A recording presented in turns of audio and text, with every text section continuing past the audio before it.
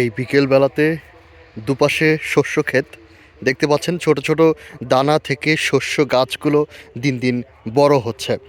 এই দু ক্ষেতের মাঝখান দিয়ে এটিকে একটি ড্রেন বলা হয়ে থাকে, যার মাধ্যমে পানি নিষ্কাশনের ব্যবস্থা হয়ে থাকে। তার উপর দিয়ে আমি হেঁটে যাচ্ছি এবং এই যে গোধূলির সময়টাতে কী যে অনুভূতি, এটি আপনাদের সাথে কখনোই শেয়ার করতে পারবো না। বন্ধুরা দেখতে পাচ্ছেন সামনে এক ভাই এই যে সরিষা ক্ষেতগুলো আছে তার যে ছোট ছোট দানাগুলো বড় হচ্ছে, সেখানে যেন কোনো প্রকার পোকামাকড় না আক্রমণ করতে পারে সেজন্যই কিন্তু তিনি এই ধরনের বিষগুলো দিচ্ছেন। এবং এরকম একটি আবহাওয়া, এরকম একটি পরিবেশ, এরকম একটি ন্যাচারাল একটি ভাইব আপনি কবে পেয়েছেন অবশ্যই আপনি কমেন্ট করে জানাতে ভুলবেন না। এবং দেখতে পাচ্ছেন সূর্য কিন্তু প্রায় অস্ত যাওয়ার পথেই আছে। এরকম একটি টাইমে আমি এই ধরনের ক্ষেতের ভিতরে বসে আছি।